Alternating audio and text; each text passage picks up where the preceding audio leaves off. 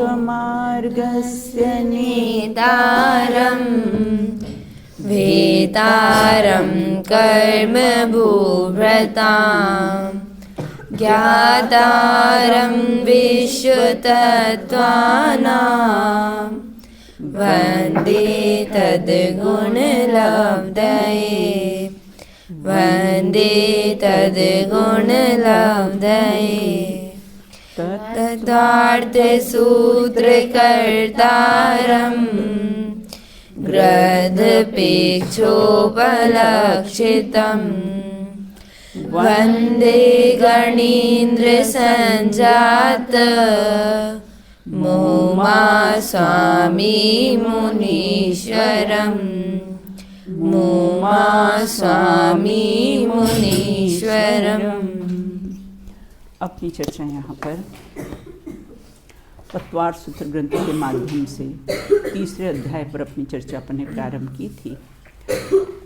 पूर्व में हमने चर्चा की थी कि जो जम्बू द्वीप में 6 कुलाचल मतलब पर्वत को विभाजित करने वाले कितने क्षेत्र हैं और कौन कौन से हैं, उनके नाम बताइए। हाँ, आर्या बताइए। जम्बू द्वीप को विभाजित करने वाले जम्बू द्वीप में बेटा पर्वत जम्बू द्वीप में 6 कुलाचलों से विभाजित होकर 7 क्षेत्र हैं। हाँ। और वो 7 क्षेत्र कुछ इस प्रकार हैं: भरतवर्ष, हाँ। हेमवदवर्ष, हरिवर्ष, विदेहवर्ष, रम्यक वर्ष, हिरण्यवत वर्ष और ऐरावत वर्ष। ये 7 क्षेत्र हैं। 7 क्षेत्र हैं। ये भरत अपना है ना। भारत क्यों नाम पड़ा, किसके कारण भारत नाम पड़ा? भरत चक्रवर्ती के कारण इसका नाम कैसा है, भारत पड़ा है। और विजयार्ध पर्वत का नाम विजयार्ध पर्वत क्यों पड़ा और इसका दूसरा नाम क्या है? विजयार्ध पर्वत का नाम विजयार्ध पर्वत क्यों पड़ा है और उसका दूसरा नाम क्या है? हाँ, भूमि बताइए।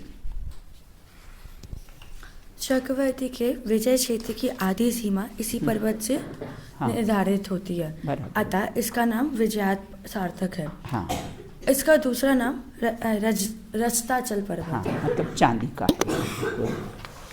चक्रवर्ती अपनी प्रशस्ति कहाँ लिखने के लिए जाते हैं? चक्रवर्ती अपनी प्रशस्ति कहाँ लिखने के? हाँ, श्रेया बताइए। चक्रवर्ती अपनी प्रशस्ति वृषभगिरी नामक पर्वत पर लिखने जाते हैं। मुझे बता सकती हो यहाँ पर कहाँ पर है वृषभगिरी पर्वत? इशारा से ही बता दीजिए, कहाँ पर लिखने के लिए जाते हैं? वृषभगिरी पर्वत कहीं जगह है इसमें मैप में जहाँ पर? हाँ? कहाँ लिखने के लिए जाते हैं? भरत में है, ऐरावत में है, विदेह में है, कहाँ है वृषभाचल पर्वत? भरत क्षेत्र में। कहाँ पर है मुझे बता सकती हो इसमें कहाँ पर है भरत क्षेत्र में?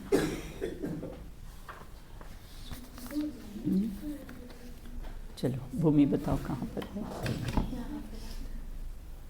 देखो ये है वृषभाचल, लिखा ना वृषभाचल। और ये बेटा मलेच्छ खंड में है। ये वृषभाचल पर्वत कैसा है? मलेच्छ खंड में है। और यहाँ पर कैसा है? अपनी प्रशस्ति लिखने के लिए जाते हैं।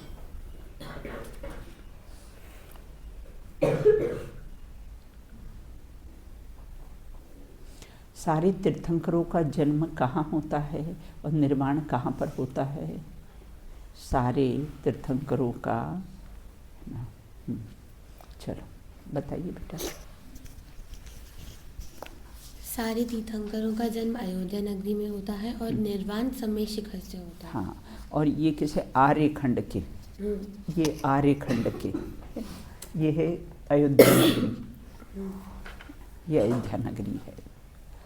तो यहाँ पर कैसे सभी 24 तीर्थंकरों का कैसा है? जन्म होता है और समय शिखर से उनका क्या होता है? निर्वाण होता है।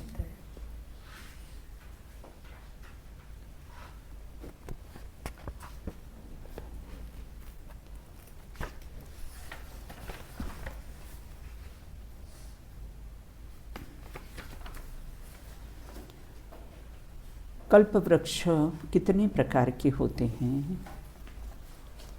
कल्प वृक्ष कितने प्रकार के होते हैं? चलो पीछे बताओ कौन है। हाँ, अवनी बताइए, आजकल अवनी अच्छा बताती है। कल्पवृक्ष 10 प्रकार के होते हैं। हाँ। मध्यांग, वादित्रांग, भूषणांग, माल्यार्क, ज्योतिरांग, दीपांग, ग्रहांग, भोजनांग, भाजनांग, वस्त्रांग।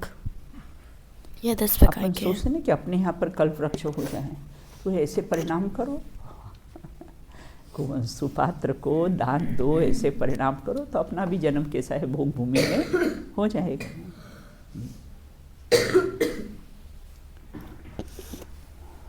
भोग भूमि में कितने दिनों में जीव कितने दिनों में आहार लेते हैं? भोग भूमि में जीव कितने दिनों में आहार लेते हैं? हाँ, आराध्या बताइए। उत्तम भोग भूमि में जीव 3 दिन बाद बेर बराबर आहार लेते हैं। बराबर। मध्यम भोग भूमि में 2 दिन बाद बहेड़ा बराबर आहार लेते हैं। हाँ। और जघन्य भोग भूमि में 1 दिन के बाद आंवला बराबर आहार लेते हैं। भोग भूमि में मरण कैसे होता है? हाँ चलो, रक्षा बताइए, भोग भूमि में मरण कैसे होता है? उत्तम, मध्यम और जघन्य भोग भूमि में छींक जमाई से मरण होता है। छींक और जमाई से मरण होता है। है पुरुष को। हाँ, और जमाई औरत महिला को, स्त्री को। हाँ, स्त्री को कैसा है? जम्भाई आती, जैसे हम जम्भाई मतलब हमें नींद आती है ना, तो हम इस प्रकार से करते हैं ना, तो उसको जमाई कहते हैं। और मरण को कैसा है? प्राप्त हो जाते हैं। अपने यहाँ तो हार्ट अटैक हो, कैंसर हो, ये हो, न जाने अनेक बीमारी, एक्सीडेंट हो, अपने यहाँ तो मरण विष भक्षण कर ले, इसलिए अपने यहाँ मरण को प्राप्त होते हैं। इतनी अपनी चर्चा हो चुकी थी, अब आगे अपन चर्चा करेंगे आज। अब यहाँ कहते क्षेत्रों को विभाजन करने वाले 6 पर्वत कौन कौन से हैं?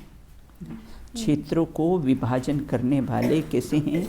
6 पर्वत कौन कौन से हैं? ये पर्वत है ना अपने यहाँ, 6 पर्वत अपने देखे थे ना, कौन से? हिमवन, महाहिमवन, निषद, नील, रुक्मी और कैसा है? शिखरी। फिर से हिमवन, महाहिमवन, निषद, नील और कौन सा है? रुक्मी पर्वत और शिखरी पर्वत है ना। ये 6 पर्वत होते हैं। तो ये 6 पर्वत कैसे होते हैं? 7 क्षेत्र को विभाजित करने वाले है ना, क्षेत्र को विभाजित करने वाले ये 6 पर्वत होते हैं। अब कौन कौन से होते हैं उसका अपन परिचय प्राप्त करते हैं। तद्विभाजिनः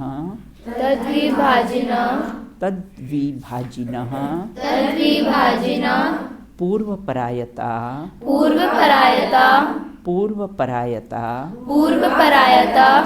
हिमवन महाहिमवन निषद हिमवन महाहिमवन। ये जो न इधर आता है ना बेटा, न आधा है ना, वो इधर आ जाएगा और फिर वो निषद हो जाएगा, उसका संधि विच्छेद करेंगे ना। तो कैसे? हिमवन महाहिमवन निषद नील रुक्मी शिखरिणो वर्षधर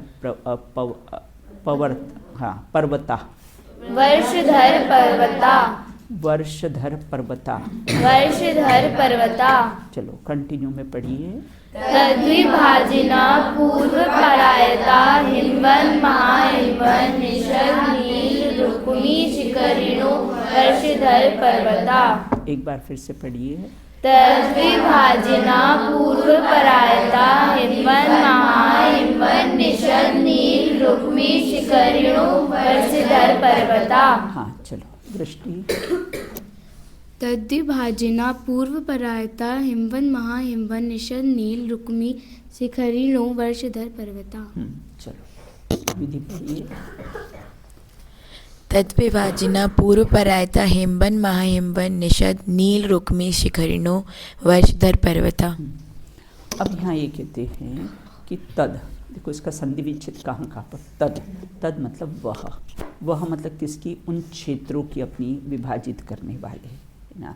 वह तद और फिर क्या है, द में व फूटा हुआ है ना बेटा, तो क्या होगा, विभाजिनः, उसका संधि विच्छेद हो जाएगा, तो क्या हो जाएगा मोक्षी में, विभाजिनः।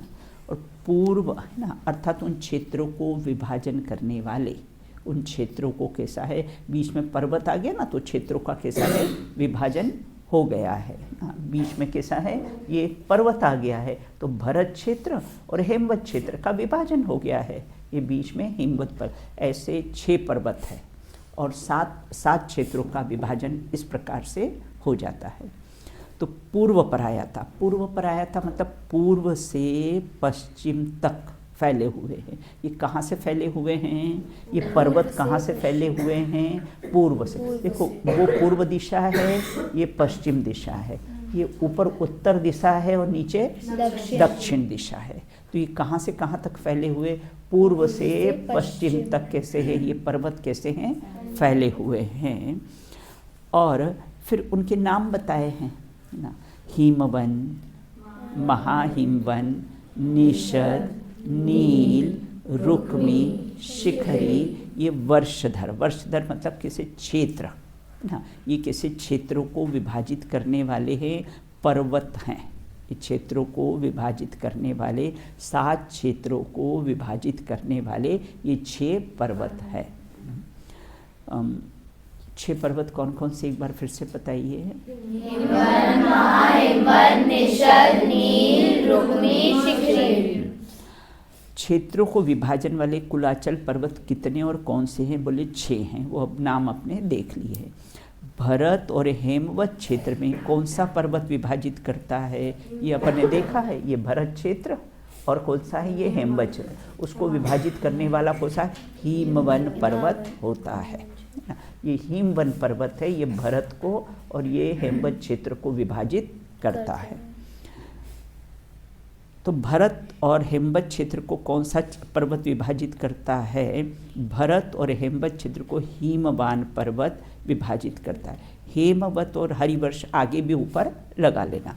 तो हेमवत और हरिवर्ष इन दोनों क्षेत्रों को विभाजित करने वाला कौन सा पर्वत है, बोले हेमवत और हरिवर्ष को महाहिमवन पर्वत है ना। दूसरा कौन सा पर्वत है, ये ये हरि क्षेत्र और हेमवत क्षेत्र को विभाजित करने वाला ये है ना, महाहिमवन पर्वत है।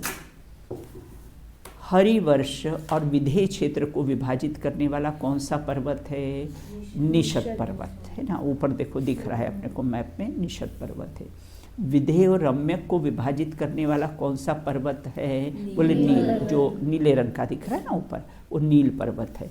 रम्यक और हैरण्यवत को विभाजित करने वाला कौन सा पर्वत है, बोले रुक्मी पर्वत है। मैप में आप देखते जाइएगा।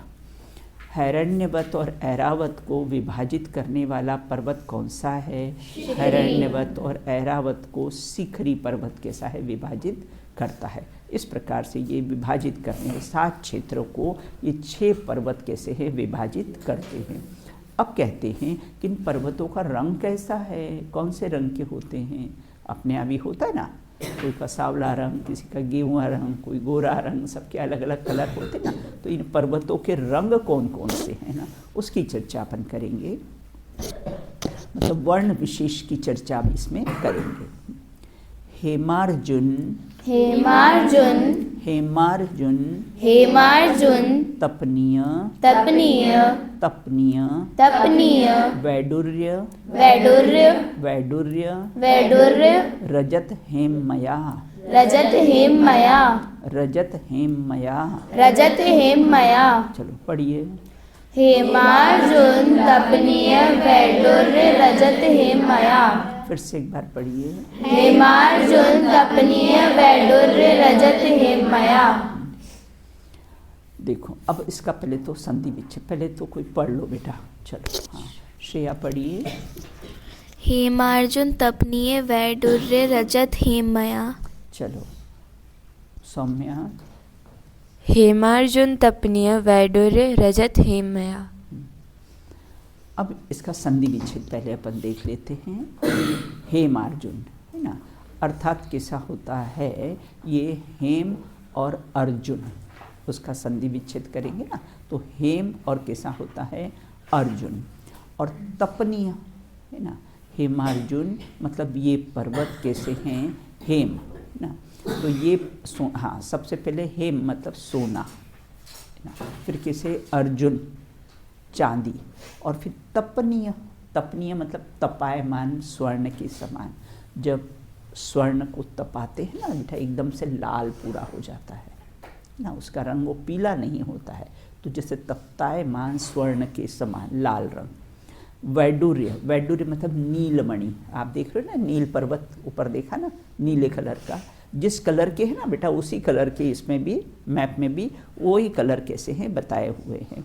वैडूर्य मतलब नीलमणि, ऊपर जो नीला दिख रहा है ना अपने को ना, वो कैसे हैं नीलमणि, नीले।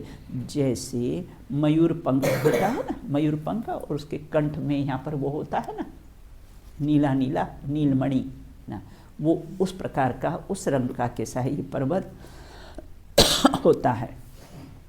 रजत, रजत मतलब चांदी सफ़ेद है ना। हेम मतलब स्वर्ण के समान कैसा। मया, मया शब्द, मय शब्द का प्रयोग प्रत्येक साथ के लगा लेना, मतलब मय मतलब समान ना, चांदी के समान, स्वर्ण के समान ना, नील के समान ना, इसे ये मया शब्द सबके साथ के साथ लगाना। अब 6 पर्वतों के रंग कौन कौन से हैं? 6 पर्वतों के रंग सोना, चांदी, तपाया हुआ सोना, वैडूर्यमणि। देखो पहले स्वर्ण को लिया है तो वो पीला है, और दूसरे बात के लिया है तो कैसा है, तप्तायमान स्वर्ण के समान। वैडूर्यमणि चांदी और सोने के समान रंग वाले होते हैं।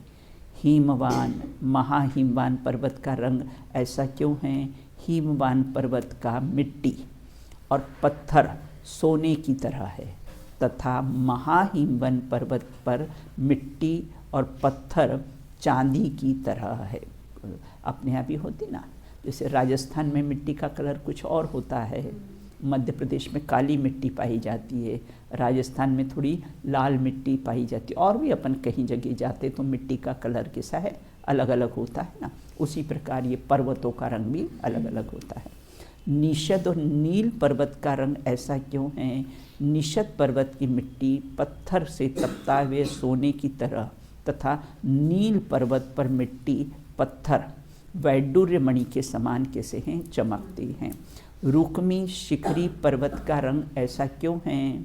रुक्मी पर्वत की मिट्टी और पत्थर चांदी की तरह होते हैं। रजत, रजत आया है ना शब्द।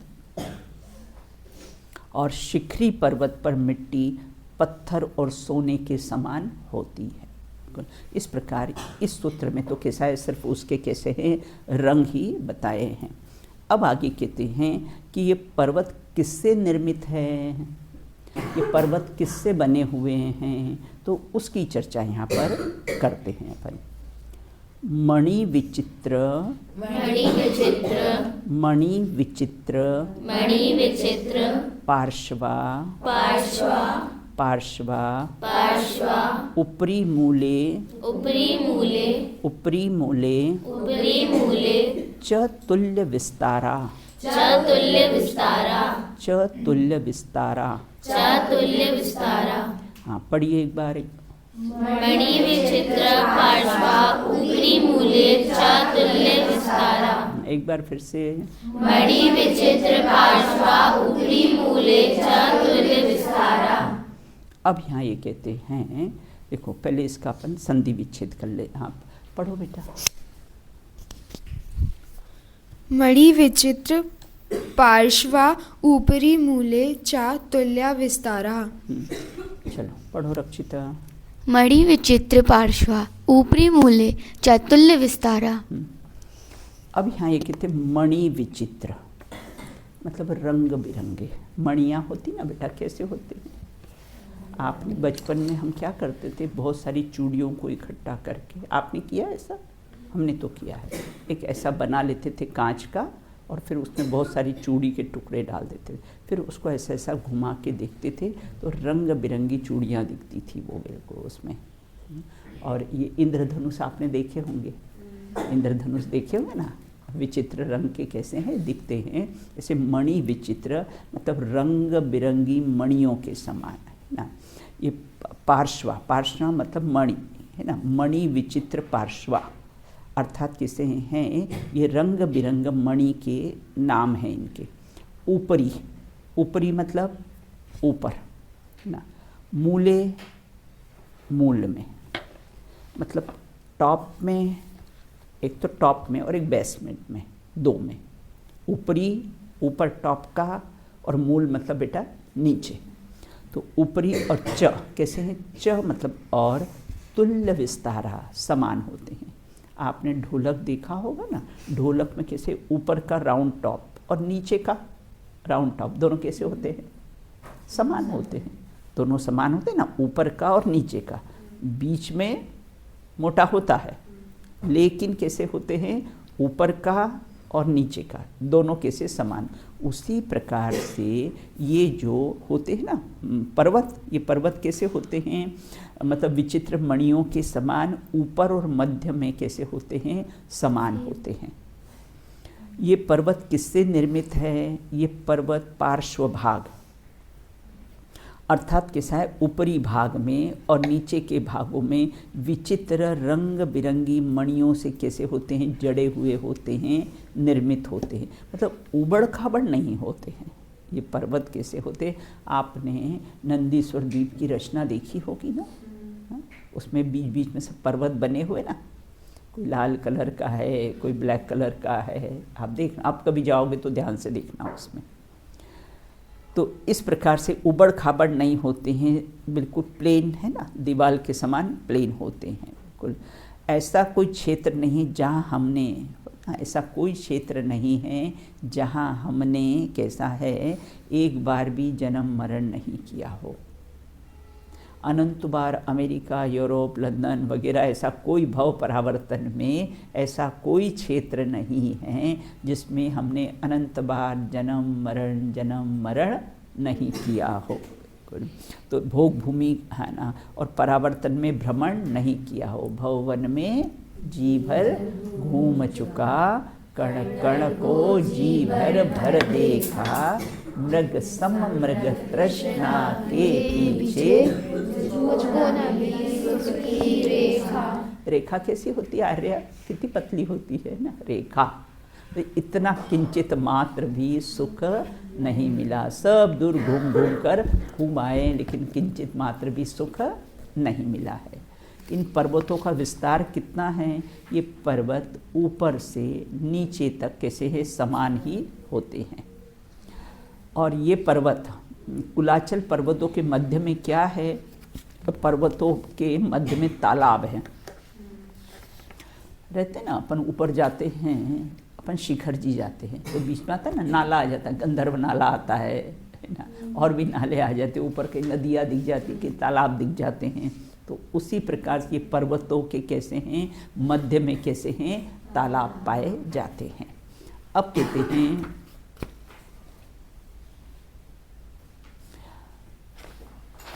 अब इन पर्वतों के मध्य में क्या है उसकी चर्चा अपन अगले सूत्र में करेंगे। अब उनके बीच में बेटा तालाब है ना, पद्म महापद्म, बोलिए पद्म महापद्म, पद्म महापद्म, पद्म महापद्म, तिगिच्छ केसरी, केसरी, महापुंडरी, महापुंडरीक, पुंडरिका, पुंडरिका, रधास्तेषामुपरि, रधास्तेषामुपरि, रधास्तेषामुपरि। पढ़िए इसको। पद्म महापद्म, दिग्गज केसरी, महापुंडरीक, पुंडरिका, हदास्तोषमुपरि। एक बार फिर से पढ़िए। पद्म महापद्म, दिग्गज केसरी, महापुंडरीक, पुंडरिका, हदास्तोषमुपरि। देखो अब इस पर्वतों के मध्य में क्या है, तो इस देखो वो जो तालाब है ना, उन तालाब 6 तालाब हैं बेटा, 6 तालाबों को बताया है कि 6 पर्वत हैं और 6 पर्वतों के बीच में 6 तालाब हैं। तो पद्म नाम, महापद्म, तिगिच्छिक, केसरी, महापुंडरीक, पुंडरीका, रधा, स्तेषा। स्तेषा मतलब रधा मतलब तालाब ना, और स्तेषामुपरि मतलब ऊपर के क्रम से ना। देखो ये तालाब है, पहला तालाब कौन सा है, ये पद्म, महापद्म, तिगिच्छिक। जहाँ जहाँ भी कमल बने हैं ना बेटा, वो देख लो बेटा, है ना, वहाँ पर देखो फिर से ये है ना, ये पद्म, ये महापद्म, ये तिगिच्छिक, ऊपर केसरी, ऊपर महापुंडरिक और उसके ऊपर पुंडरिक, जिसमें ये कमल बने हुए ना, ये सब बेटा तालाब, ये मध्य में है ना, देखो पर्वतों के मध्य में, पर्वतों के मध्य में पाए जाते हैं। ये 6 कैसे हैं, ये तालाब हैं। और तालाब के बीच में बेटा ये कमल दिख रहे हैं ना, ये कमल में बहुत बड़े बड़े महल हैं और इसमें कैसी है देवियाँ, री, श्री, ध्री, गति, है ना, ये सब देवियाँ इन महलों में रहती है। तो इन पर्वतों के पर्वत कहो, सरोवर कहो, तालाब कहो। तो ये इन पर्वतों के ऊपर क्रम से पद्म, महापद्म, तिगिच्छ, केसरी, महापुंडरिक, पुंडरिका ना, ये 6 तालाब हैं। इन पर्वतों पर कितने तालाब हैं और उनमें क्या, उनके क्या क्या नाम हैं, नाम अभी अपन ने देख लिए हैं। अब कहते हैं हिमवान और महाहिमन और निषद पर्वतों के बीच में कौन सा तालाब है ना, हिमवान पर्वत के बीच में ये दिख रहा ना आपको, हिमवान पर्वत के बीच में कौन सा है, ये पद्म नाम का तालाब। और कैसा है ये महाहिमवन पर्वत के बीच में, हाँ, महापद्म नाम का कैसा है तालाब। ऐसे सब कैसे पर्वतों के बीच में कैसे हैं तालाब पाए जाते हैं। इन पर्वतों पर कितने तालाब हैं, 6 तालाब हैं। हिमवान, महाहिमवन, निषद पर्वतों के बीच में कौन से तालाब हैं, हिमवान पर्वत के बीच में पद्म, समझ में आया कहाँ पर है ना, हाँ, महाहिमवन पर्वत के बीच में महापद्म, निषद पर्वत के बीच में कौन सा है, तिगिच्छ, नील, रुक्मी, शिखरी पर्वतों के बीच में कौन कौन से तालाब है, नील पर्वत के बीच में केसरी, रुक्मी पर्वतों के बीच में महापुंडरिक, वो ऊपर भी देख लेना बेटा, महापुंडरिक शिखर के बीच में पुंडरिक कैसे हैं तालाब पाए जाते हैं। अब कहते हैं कि ये तालाब कितने लंबे चौड़े हैं, इसका माप बता दीजिए ना बेटा। ये सब गिनाने की क्या आवश्यकता है मोक्षी, हमें तो अपना आत्मा का कल्याण करना है हमें तो आत्मानुभूति करनी है, हमें तो भव का अभाव करना है। हमको क्या मतलब, अरे अपने को महिमा आती है कि देखो जिनवाणी कितनी अगाध है और कैसे हैं उसमें है ना कितना कितना विस्तार है। और ये जो लौकिक साइंस है ना वो तो कैसा बिंदु बराबर भी नहीं जानता है। अपने को अपने आचार्यों की महिमा आती है कि वो कैसा है बताते हैं ऐसा। अब कहते तालाबों की लंबाई चौड़ाई कितनी है, अब यहाँ बताते हैं। प्रथमो योजन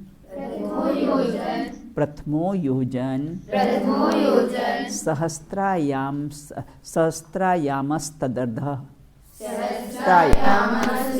देखो सहस्त्रा वहाँ पर, फिर यामस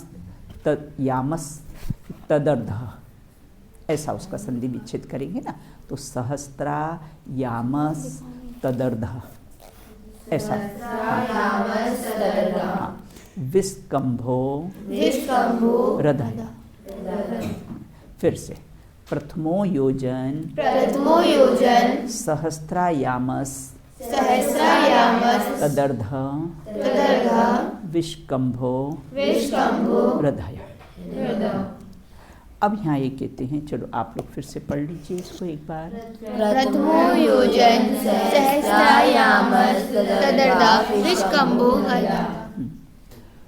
चलो रक्षिता पढ़ लिया आपने, पढ़ो बेटा। हाँ चलो।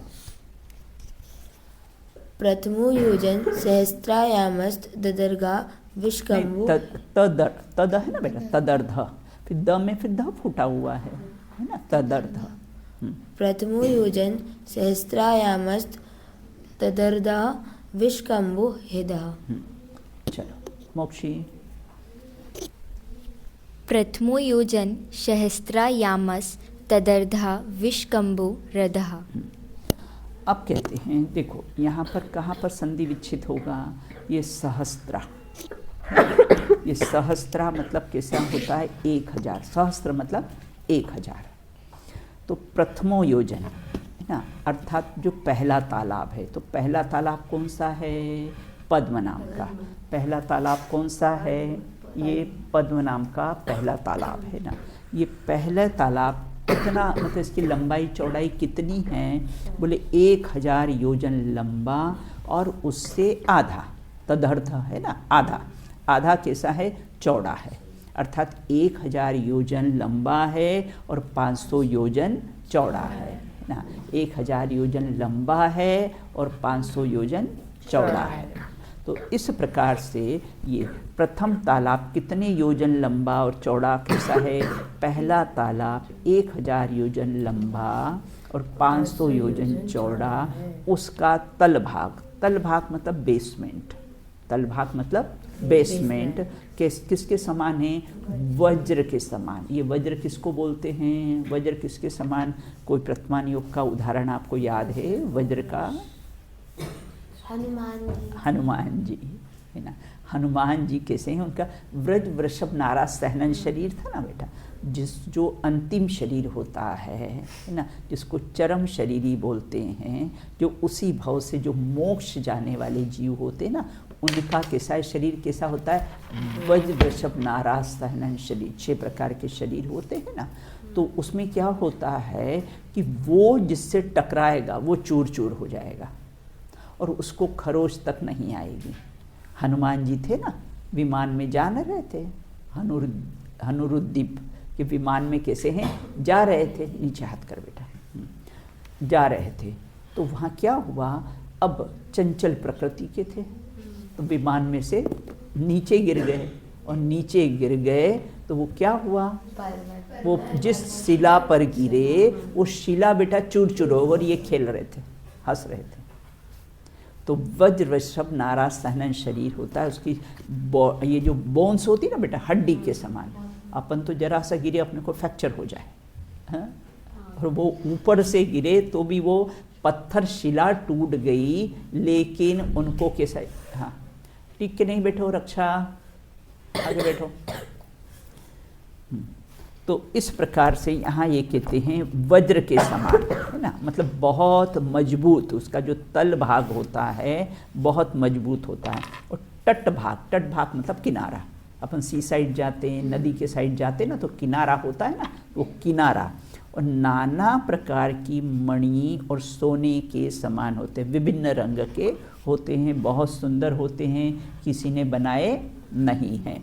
अब योजन किसे कहते हैं? 68,000 अंगुल प्रमाण का एक योजन होता है। हाँ, इसमें 68,000 अंगुल प्रमाण, अंगुल प्रमाण एक योजन होता है। रधा किसे कहते हैं? तालाब को कहते हैं।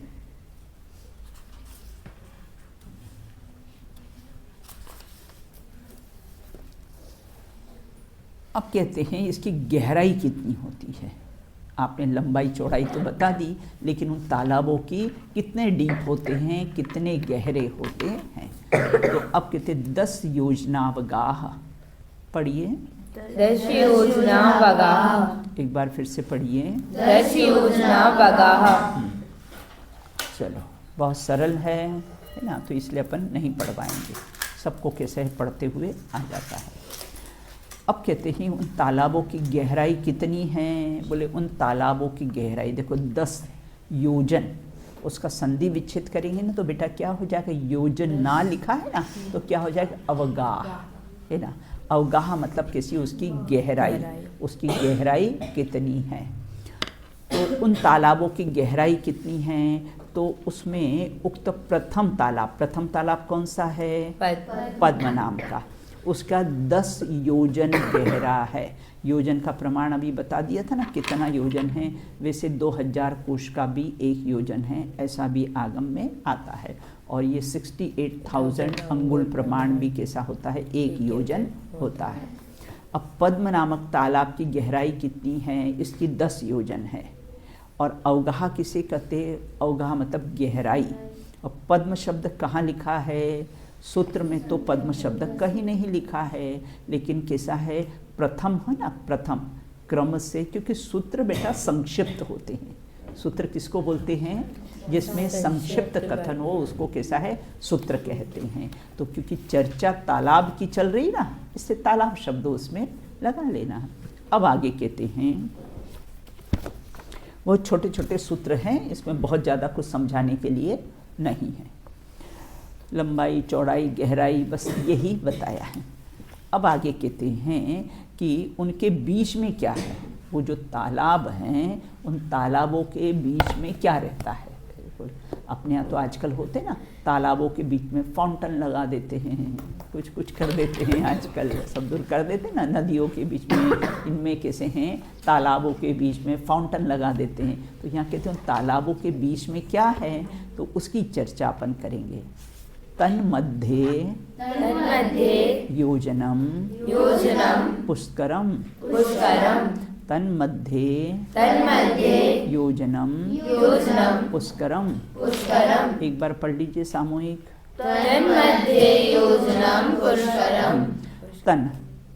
तन मतलब वह है ना, वह मतलब किसकी चर्चा चल रही है बेटा? तालाब की चर्चा चल रही है। तो उन तालाब के मध्य मतलब बीच में क्या है? बोले कमल। बोले कैसे हैं? बोले 1 योजन है ना। कितना है? 1 योजन। मध्य में कैसा होता है? योजनम मतलब योजन के अलग अलग है बेटा, उनके विस्तार सब अलग अलग हैं। तो यहाँ ये कहते हैं कि इसके बीच में 1 योजन का तालाब है। वो पर्वत हैं। पर्वत पे देखो, पहले सबसे पहले तो क्या है ना, यहाँ पर कैसे हैं? पर्वत हैं।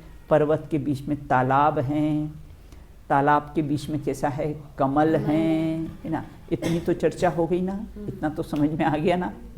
अब आगे कहते हैं, अब पद्म नाम के तालाब के बीच में क्या है? तो पद्म नाम के तालाब के बीच में कमल है। कमल का विस्तार कितना है? कमल का विस्तार मैप में तो अपने को इतना सा दिख रहा है बेटा, है ना। जैसे अपन फ्लाइट वगैरह में जाते हैं ना, तो ऊपर से देखते हैं ना, इतने इतने से व्यक्ति नीचे दिखते हैं। कार देखो तो इतनी इतनी सी दिखती है, छोटे छोटे दिखते हैं। मैप में तो छोटा है, लेकिन ये योजनों के कैसे हैं? कमल होते हैं। तो कमल का विस्तार, बोलो बेटा। यहाँ पे तो जैसे पद्म तालाब की लंबाई भी 1000 योजन। हाँ, 1000 योजन। हाँ हाँ हाँ। तो क्या मुझे क्वेश्चन था कि जब पद्म तालाब की लंबाई भी 1 योजन है, तो फिर उसमें कमल कहाँ जाएगा? मुझे ये लगा कि जो पद्म तालाब है वो 1 योजन लंबा है। बराबर, बिल्कुल है ना। हाँ, तो फिर वो कमल जब 1 योजन लंबा है तो वो कहाँ जाएगा? कौन सा? वो कमल इतने बड़े बड़े होते हैं तालाब जाकर। एक बार आप लोग को है ना इसका वीडियो दिखाएंगे। इसका वीडियो भी है बेटा, है ना। इसका वीडियो पूरा दिखाएंगे कि कैसे तालाब, डायरेक्ट तालाब बताए हैं ऐसे तैरते हुए, फिर उसमें कैसे कमल बताएं, फिर छोटे कमल बताए हैं, बड़े कमल बताए हैं, है ना। एक है अपने सोलापुर के भाई हैं, उनके पास विक्रांत जी, उनके पास है। इसका बुलवाएंगे उनसे तो फिर आपको दिखाएंगे इसका डायरेक्ट। तो इस प्रकार कमल के पत्ते और डंडल का विस्तार कितना है? अब कमल बड़े होंगे तो, है ना, जिसकी हाइट होती है उसके हाथ पार भी तो लंबे होते हैं ना। हाँ, जिसकी हाइट कम होती है तो उसके कैसे हैं? अब रक्षा के कैसे हैं? हाथ पाँव, वो भी छोटी है तो उसके हिसाब से उसके हाथ पाँव होंगे ना। उसी प्रकार से कमल के पत्ते बड़े बड़े हैं तो उसके कैसे हैं? कमल के पत्ते का विस्तार भी 1 कोस है ना। डंठल का विस्तार 2 कोस है ना। नीचे जो डंठल रहते हैं ना वो 2 कोस के रहते हैं। सूत्र में तन मध्य का क्या अर्थ है? सूत्र में तन मध्य का अर्थ प्रथम तालाब के बीच में। अब एक तालाब की बेटा बात कह दी, अब तुम सब तालाब की समझ लेना ना। सबका तो इसमें वर्णन नहीं आएगा क्योंकि सूत्र है। सूत्र में पुष्कर शब्द, पुष्कर का अर्थ होता है बेटा कमल ना। और सूत्र में पुष्कर का अर्थ कैसा होता है? कमल होता है। तो ये कमल देखो, सबसे पहले क्या है? पर्वत है। पर्वत के बीच में तालाब है। तालाब के बीच में कमल है ना। अब आगे कहते हैं, अब वो तालाब का आकार कैसे होते हैं? उसकी चर्चा यहाँ पर कैसी है करेंगे बिल्कुल। हाँ,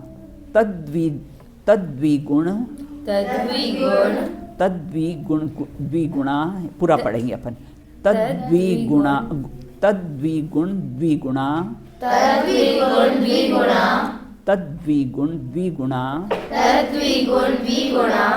रधा पुष्कराणी च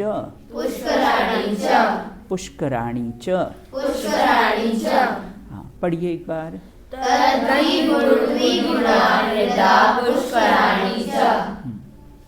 सरल है ये बिल्कुल, है ना। चलो गाथा तुम पढ़ लो। द्विगुणा हृदय पुष्कराणी च। अब कहते हैं तद मतलब वह मतलब किसकी चर्चा चल रही है अवनी? तालाब की चर्चा चल रही है। तो इस प्रकार कहते हैं कि तद मतलब वह तालाब कैसा है? द्विगुणा मतलब दुगने होते जाते हैं। आगे कैसे हैं? दुगने तालाब की कैसी है? होते जाते हैं। तो द्विगुणा तालाब और फिर कमल, और अगर वो दुने होंगे तो फिर कमल भी कैसे होंगे? दूने होंगे वो। तो तद द्विगुणा देखो, तद द्विगुण है ना, फिर द्विगुणा और रधा मतलब तालाब, पुष्कराणी च है ना, कमल च मतलब और कमल भी उसमें कैसे हैं? द्विगुण होते हैं। अब आगे कहते हैं आगे के तालाब और कमल दूने आकार के होते। आगे के मतलब जैसे पद्म है, पद्म से महापद्म है। अगर ये 1 योजन का है तो वो दूना 2 योजन का होगा। अगर उससे आगे होगा तो फिर वो दूना फिर 4 योजन का होगा। ऐसे दूने कैसे हैं? बढ़ते जाते हैं। तो आगे के तालाब और कमल कैसे हैं? आगे के तालाब और कमल दूने आकार के हैं। सूत्र में च शब्द क्यों दिया गया है? सूत्र में च शब्द तालाब और कमल को बताने के लिए दिया गया है। आगे के तालाब और कमल कैसे होते हैं? दूने किस अपेक्षा से होते हैं? आगे के तालाब और कमल गहराई डीप है ना, और कैसा है? लंबाई उसकी है ना, गहराई विस्तार की अपेक्षा से पिछले तालाब एवं कमलों से कैसे होते हैं? दूने होते। पद्म से महापद्म दूना है ना, महापद्म से कौन सा है? पिगिच्छिक दूना। ऐसे दूने कैसे हैं? होते हैं। 7 पर्वतों को विभाजित करने वाले 6 पर्वत होते हैं। हिमवान, महाविन 6 पर्वत कैसे हैं? होते हैं। और इनके बीच में कमल। अब कमल के बीच में और क्या होता है उसकी चर्चा करके लास्ट करके अपन कैसे हैं समाप्त कर देंगे। फिर उसके बाद कैसा होता है? नदियों की अपनी चर्चा चलेगी। पर्वत के बीच में तालाब के बीच में क्या है सौम्या? तालाब के बीच में कमल है। अब कमल के बीच में कैसी देवियाँ हैं है ना, उसकी चर्चा अपन करेंगे।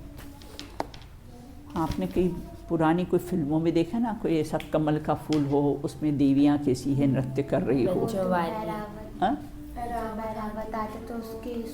सून में जो कमल होता है ना, हाँ, उसमें कैसे देवियाँ कैसी है नृत्य कर रही। तो हाथी भी बेटा बहुत बड़े होते हैं, उसका कमल भी बड़ा, तभी तो देवियाँ उस पर खड़े होकर कैसी है नृत्य कर लेती है।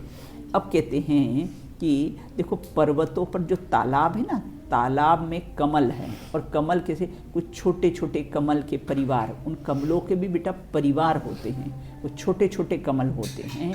और फिर उनके बीच में देवियाँ अपने परिवार सहित उन महलों में रहती है।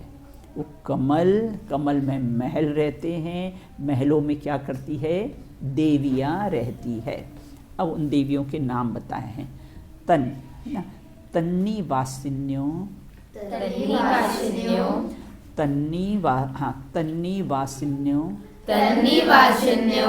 दिव्या, श्री, री, धृति कीर्ति बुद्धि लक्ष्म पल्योपम स्थित्या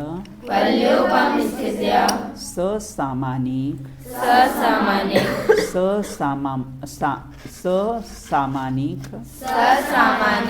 परिषत्काः पारिषत्काः। फिर से पढ़ते हैं। तन्वासिन्यो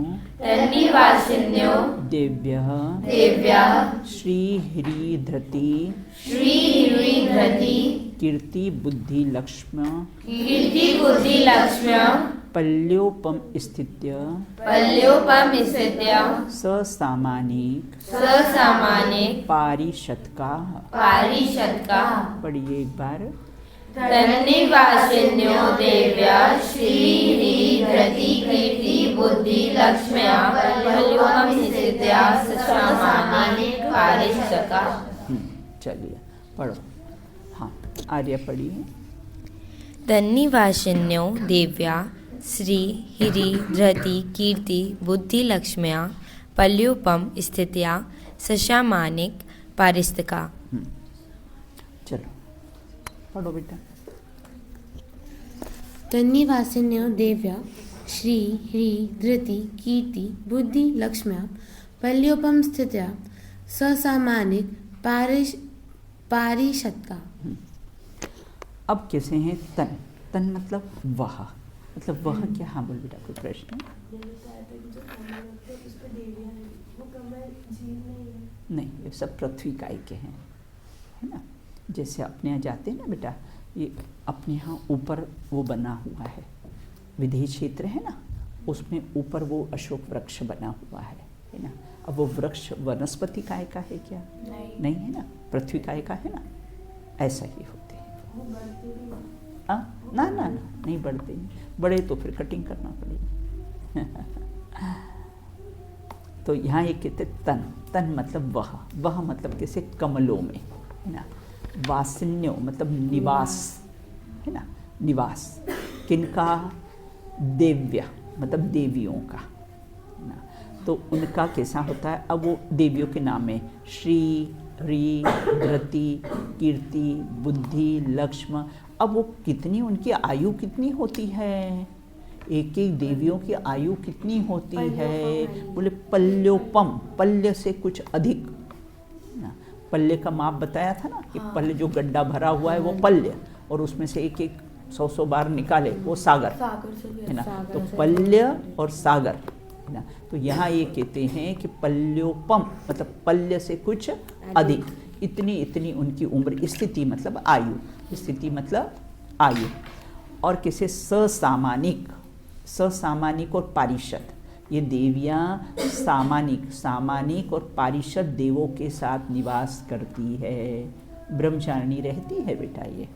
ये पिता तुल्य होते हैं, भाई तुल्य होते हैं इनके, है ना। ये जो देव होते हैं ना, सामानिक पारिषद नाम के जो देव होते हैं, उनके साथ में कैसी होती है? निवास करती है। उन्हीं महलों में करती है। हाँ, उन्हीं महलों में बेटा, उन्हीं महलों में करती है।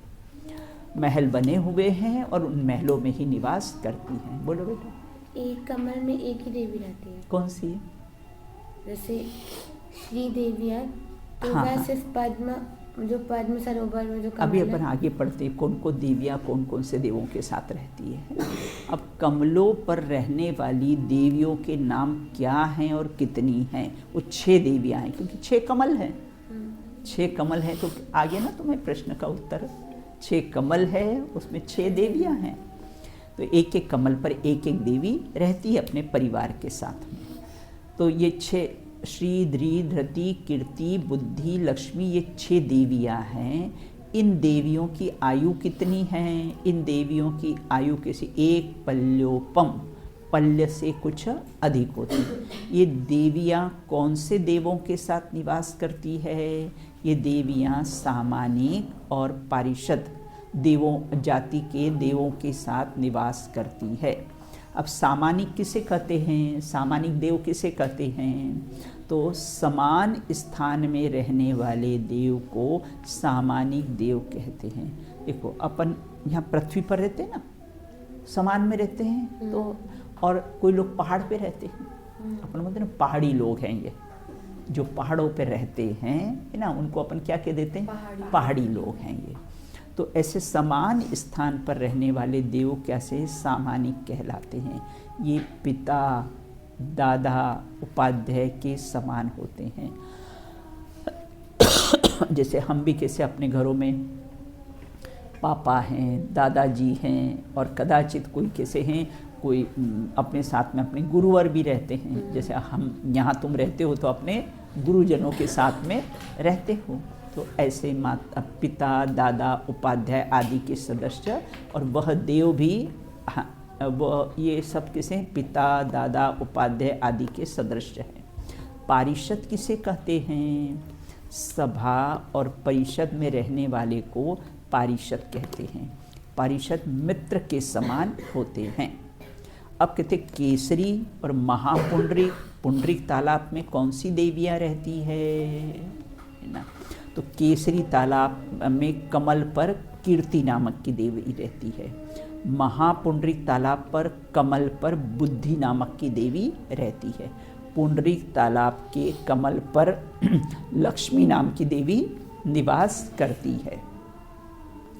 ये देवियाँ किसकी सेवा में तत्पर रहती हैं, ये श्री ध्री धृति तो सौधर्म इंद्र की, और बुद्धि कीर्ति लक्ष्मी तीनों देवियाँ सपरिवार ईशान इंद्र देवों की सेवा में तत्पर रहती है। देखो पंचकल्याणक में जो अष्ट देवियाँ बनती है ना, वो भी किसी माता की सेवा करती है ना। पंचकल्याणक में अष्टकुमारिका बनती है, वो कैसी है, माता की सेवा करती हैं। उसी प्रकार से ये प्रथम तीन तो सौधर्म इंद्र की सेवा में तत्पर रहती है, और बाद की देवियाँ कैसी होती है, ईशान, सौधर्म और ईशान, ईशान देव की कैसी है, उसमें सेवा में तत्पर रहती हैं। इस प्रकार से कैसी हमने चर्चा की है। हाँ बोलो बेटा। जो ये देवियाँ हैं, इनको हम मनुष्यगति पकाएंगे कि देवगति? देवगति। हाँ, क्योंकि मनुष्य की स्त्रियाँ देवों के साथ थोड़ी रह सकती है ना, देवों के साथ देवियाँ ही रहती है ना, तो वो देवगति के हैं बेटा सब। ये देवगति में ही कैसी है, देवगति के जीव हैं, है ना, क्योंकि इसमें लिखा ना सामानिक पारिषद देव हैं, तो देवों के साथ। तो इस प्रकार कैसा हुआ, अपने क्या क्या क्रम देखा, किसको याद है क्रम, सभी को याद हो जाएगा, है ना। क्या है, पहले पर्वत है, फिर सरोवर, हाँ, फिर कमल है, कमल के महल हैं, और महल में देवी 8 देवियाँ कैसी है,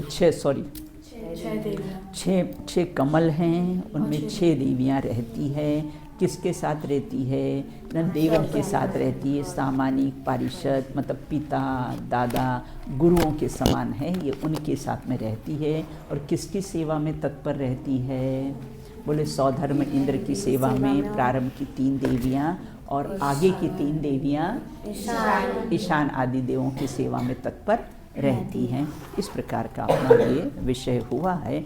अब आगे कैसे जो नदियाँ हैं, उस नदियों की चर्चा है ना। नदियाँ हैं ना, इसमें ये कैसी है, गंगा, ये सिंधु, ये नदियाँ हैं ना, तो सब सरोवर से नदियाँ निकलती है। जो 14 नदियाँ हैं ना, तो उसकी शेष चर्चा अपन कैसी है बाद में करेंगे। चलो बोलिए, देखो मुनिराजों पे बोलो। देखो मुनिराजों पर भी कैसे कैसे उपसर्ग हुए, धन्य धन्य वे साधु साहसी, आराधन से नहीं छिगे, उनको निज आदर्श बनाओ, उनमें समता भाव धरो, व्याध न हो शुभ न हो, चिदानंद रस सहज पियो, चिदानंद रस सहज पियो। बोली अव्यबाधक सुखमय ज्ञान शरीर अशरीरी अनंत अनंत सिद्ध परमेष्टि भगवंतों की जय हो। दृश्य को अदृश्य कराने वाली, अदृश्य को दृश्य कराने वाली, नित्य बोधनी द्वारशांग में जिनवाणी माता की जय हो। वन में विचरण करने वाले समस्त वीतरागी संतों की जय हो। तत्वार सूजी नामक महान ग्रंथ की जय हो। आचार्य ग्रदपिच उमा स्वामी देव की जय हो। अंतिम शासन नायक भगवान महावीर स्वामी की जय हो। अहिंसामयी जैन धर्म की जय हो। एक साथ बोलिए जय जिनेन्द्र जय जिनेन्द्र।